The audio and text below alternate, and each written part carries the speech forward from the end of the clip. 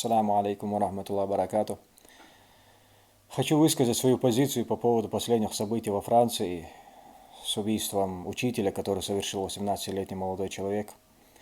Я категорически не поддерживаю и порицаю этот акт самосуда, кем бы он ни был совершен. Я понимаю, что сейчас на меня польется всякая грязь и будет море негодований из-за моей позиции в этом вопросе, хотя я и ранее открыто негативно высказывался по подобным действиям. Также будут говорить, что я перед кем-то оправдываюсь или ищу снисхождения властей европейских стран и тому подобное. Однако я никогда не бегаю за мнением большинства. И хвала Аллаху, что мне не присуще это качество. Я всегда говорю только то, что сам считаю правильным, и говорю это открыто. И, конечно, по этой причине у меня всегда мало друзей. Так что меня мало волнует довольство людей и их количество. Поэтому мне незачем искать чего-то довольства. Я вижу, многие приводят какие-то доводы того, что этот парень правильно поступил, совершив это убийство. Но все эти доводы безосновательны и в большинстве случаев притянуты за уши. Вы утверждаете, что он ревностно отнесся к религии и посланнику Аллаха, алейхиссалату вассалям. Согласен, ревностно. Но было ли это правильным и делал ли сам посланник Аллаха, алейхиссалату вассалям, такое? Разве сам Мухаммад, алейхиссалату вассалям, набрасывался на многобожников с ножом? Или вы считаете, что у вас больше храбрости, чем у него? Разве его не оскорбляли враги? Да что там с карикатурами? Они его самого оскорбляли, обливали нечистотами, избивали, пытались убить. Или вы думаете, у него не было ножа? Может быть, вы думаете, что у вас больше имана, чем у него, алейхиссалату вассалям? Или больше мужества? Или думаете, он, алейхиссалату вассалям, меньше уповал на Аллаха, чем вы? Или вы более ревностны к религии, чем он? 13 лет мусульмане что только не перетерпели, но они не отвечали им тем же. А те случаи, где было иначе, были только после того, как у них появилась сила, чтобы защитить себя. Только когда у них было свое государство, своя армия и так далее. И сегодня такие вопросы должны были решаться главами мусульманских государств на политическом уровне.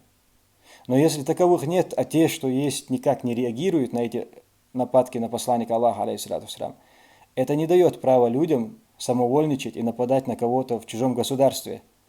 Тем более, предварительно попросив у этих людей убежище, у этих государств, и заключив с ними договор соблюдать их законы. Так почему вы себе позволяете то, чего не позволял себе сам посланник Аллаха, алейхиссалату вассалям, будучи самым храбрым и самым покорным Аллаху из всех людей на земле? Вы говорите о том, что надо защищать честь посланника Аллаха, алейхиссалату вассалям. Но сами даже не смотрите, как он это делал, и при каких обстоятельствах. Вы не смотрите, как он, алейхиссалату вассалям, жил, как действовал, как воевал, как призывал. Читать книги об этом вам лень. Но вот защищать его честь, убивая людей, вы призываете. Как это понимать? И почему вы делаете от его лица то, что он сам не делал и другим запрещал? Разве он, алейхиссалату вассалям, не запрещал своим сподвижникам, многобожникам, что бы те с ними не делали? Так с чего вы это решили, что это можно? Да с того, что вы руководствуетесь незнаниями, а своими страстями. И посмотрите, какой результат. Он убил вчера одного, а сегодня вышли тысячи. Он стал причиной того, что теперь пророка, алейхиссалату вассалям, оскорбляют тысячи людей. Он сделал так, что они призывают печатать карикатуры еще больше, не говоря о тех проблемах, которые получили миллионы мусульман по всей Европе. Не только во Франции. Такие глупые действия приводят к тому, что власти вводят новые законы, разрешающие наносить вред мусульманским беженцам. Это как раз им на руку. Это то, о чем они могли только мечтать. Они ведут эту антиисламскую и даже античеченскую политику, убеждая народ о том, что нет адекватных мусульман. Они трудятся над этим день и ночь, а мусульмане такими вот действиями дают новые поводы с ним соглашаться. Это также большой подарок Путину. Ведь он давно пытается показать Европе чеченцев дикарями, радикальными фанатиками, террористами. А теперь он скажет: я же говорил, видите, с кем я имел дело все это время? А вы говорили, что я монстр. Теперь понимаете, что я был прав? У вас вон демократия, вы им дали убежище, и все равно они вас убивают. Некоторые возмущаются тому, что европейские власти ненавидят мусульман, что они не соблюдают свои же законы по отношению к нам, что дискриминируют нас, стигматизируют. Да, вы правы, они так делают. Да, среди политиков есть исламофобы, да, они враждуют с нашей религией. А почему вас это удивляет? Что в этом странного? Они в своей стране и делают то, что хотят, и плевать они хотели на нас. Да и нам друг на друга плевать. Почему кто-то другой должен быть к нам более толерантным или милосердным? У нас нет за спиной ничего, ни государства, которое бы за нас вступилось, ни сплоченности. Совершенно понятно, почему с нами так поступают. Ничего удивительного в этом нет. И также я вижу, некоторые комментируют видеоролики, где мусульманин или мусульманка простили своего обидчика и называют это позором, говоря, что они не имеют ничего общего с исламом. Серьезно?